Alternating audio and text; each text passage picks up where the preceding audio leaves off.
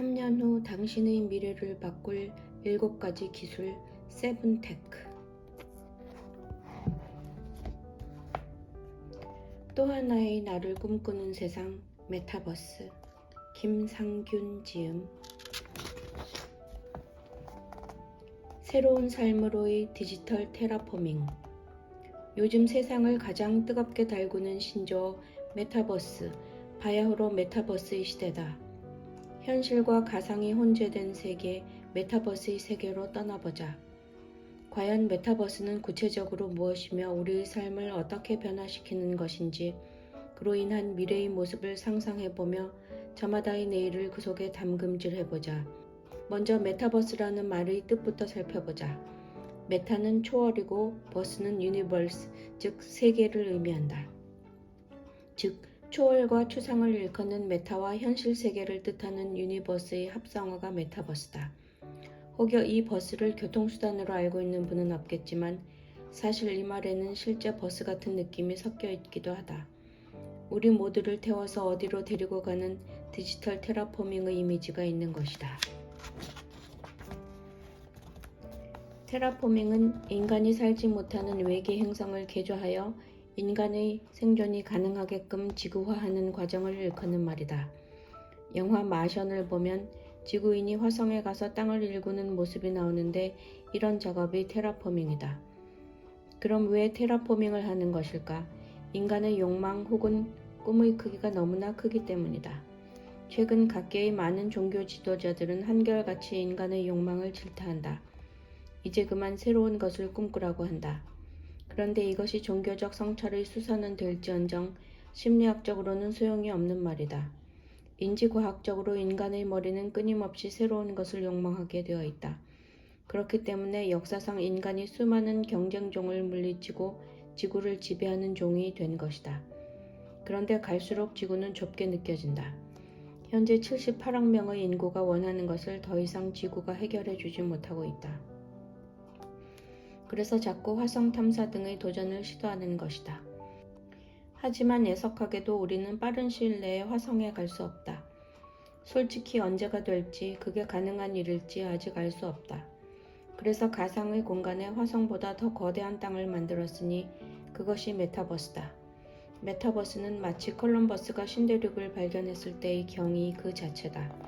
콜럼버스가 지구촌 미지의 땅을 발견하기 전까지 우리는 그곳의 존재를 알지 못했다. 물론 원주민들이 살고 있기는 했지만 새로운 발견의 순간부터 그 땅은 거대한 신대륙으로 변모하면서 지구 발전의 용광로가 되었다. 메타버스도 그렇다. 원래 존재하지 않던 땅이었지만 우리가 발견하고 만들어가면서 더 거대한 신대륙, 새로운 디지털 테라포밍의 터전이 되는 것이다. 지금은 새로워도 어느새 익숙해질 메타버스. 현재 국내의 거의 모든 기업들이 메타버스에 대한 고민들을 하고 있다. 그중 LG의 메타버스 연구가 가장 활발한 듯하다. 투자도 많이 늘리고 있고 또한 계열사마다 여러 실험들을 하고 있다.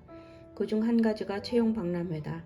최근 LG는 채용 박람회를 메타버스에서 개최했다.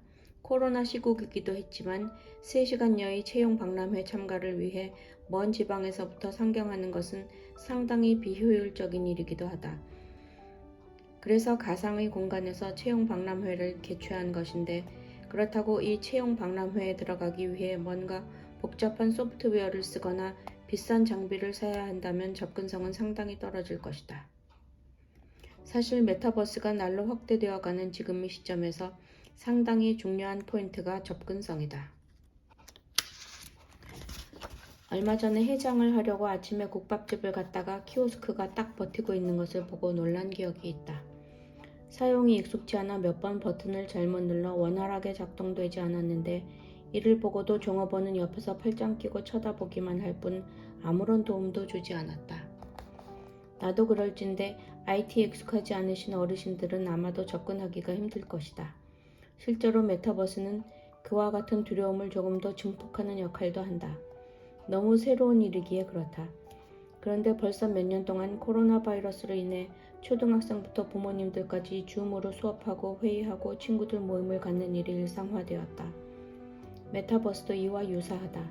집에 있는 구형 컴퓨터에 웹캠만 하나 달려있으면 누구나 들어갈 수 있는 플랫폼이다.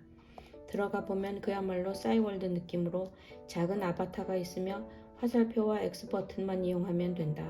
가까이 가면 캠과 마이크가 켜지게 되어 있다. 최근 넥슨이라는 게임 회사에서 재미있는 이벤트를 벌인 바 있다. 게임 좋아하는 사람들에게 넥슨은 바람의 나라라는 아주 오래된 게임으로 유명한데 넥슨이 이를 채용의 나라로 만든 것이다.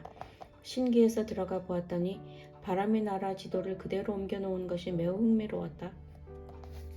넥슨에 별로 관심 없는 사람들까지 유인해서 그들이 그곳에 정보를 입력하면 번호표 같은 것을 준다. 그러고는 차례가 되면 방문 이유를 질문하고 이때 만약 UX에 관심이 있어서요 라고 했다면 UX 직군에 줄을 서고 면담하면 된다. 모든 안내가 이루어지는 것이 현실 공간과 똑같다. 면담을 끝내고 나오는 길에 다른 누군가와 마주치면 서로 의견을 주고받기도 한다. 현실 공간의 상호작용을 그대로 할 수 있는 것이다. LG 직원은 어떻게 여의도에서 미국으로 갔을까? LG전자는 2021년에 피츠버그에 있는 카네기 멜론 대학과 협력해서 임직원들 교육을 시켰다. 원래는 팬데믹이 종료되면 인력을 전부 교류해서 오프라인에서 성대하게 하려고 했는데 팬데믹이 끝날 기미가 보이지 않자 그냥 메타버스 플랫폼에서 해버린 것이다. 상황은 이랬다. 먼저 LG전자 임직원들이 트윈타워에 들어가면 비행장이 나오는데 이때 재미삼아 백신을 맞게 되어 있다. 백신은 한 방만 맞는 얀센으로 설정하는 등 모든 것이 아주 디테일하게 설정되었다. 닥터 최로부터 얀센 백신을 맞고서 들어가면 LG 전용기를 타고서 꾸물꾸물 올라가 잠시 후 한 공간에 당도하는데 그곳에는 LG가 자랑하는 다양한 TV 등 LG 상품들이 대거 전시되어 있다. 그리고 중간중간 사진 전시도 되어 있는 등 상당히 많은 이벤트가 준비되어 있다. 밸브를 당기면 뭔가 튀어나오기도 하고 룰렛도 돌아가며 비행기가 착륙할 때는 랜딩을 하지 않고 도전적으로 낙하산을 메고 뛰어내리도록 했다. 그러면 바로 카네기 멜론 대학 행사장에 도착한다. 행사장에서는 연설도 하고 또 OX 퀴즈 게임을 하며 경품 나누기도 하고 또 표주박 터뜨리기 같은 즐거운 게임도 한다. 표주박 터뜨리기는 아마도 임원진들의 향수를 자극하는 게 아니었나 싶다. 시간과 시대를 마음대로 바꿀 수 있으니 말이다. 나중에 저녁 시간이 되어서는 폭죽을 마구 터뜨리는데 이 장면을 나중에 한화그룹에 가서 보여줬더니 폭죽은 우리 것인데 하며 즐거워하기도 했다. 이렇듯 이 공간에서는 누구나 모든 것을 할 수 있다. 그리고 행사의 끝은 학사모 던지기로 모두가 강당에 올라가 학사모를 던지며 함께 사진을 찍는 것으로 이벤트는 마무리되었다. 메타버스를 만드는 많은 기업들은 무엇보다 현실 공간과 동일하게 만드는 데 주력한다. 그런데 LG전자 이벤트의 경우 카네기 멜론 대학과 트윈타워는 공간상으로 꽤나 먼 거리임에도 LG전자의 트윈타워 문을 열고 들어가면 카네기 멜론 대학으로 바로 연결된다.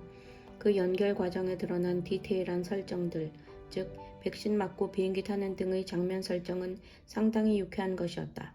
그저 카네기 멜론 대학에 가서 벽에 걸린 연설문 읽고 동영상 보고 또 모든 것을 혼자 처리하고 끝내는 것이었다면 매우 식상하고 재미없었을 텐데 다양한 참여형 이벤트가 있어서 함께 이야기 듣고 함께 모여 스몰 토크도 하고 사진도 찍는 등 나의 서사를 가졌다는 점이 흥미로웠다. 실제로 오프라인에서 했던 행사에 비해 단 한 가지 이벤트만 아쉬울 뿐이었으니 그것은 바로 테이블에 있는 맛있는 음식을 먹을 수 없었다는 것. 이것 말고는 아쉬운 게 별로 없는 이벤트였으며 실제 직원들도 기대 이상이었다는 반응이 제일 많았다.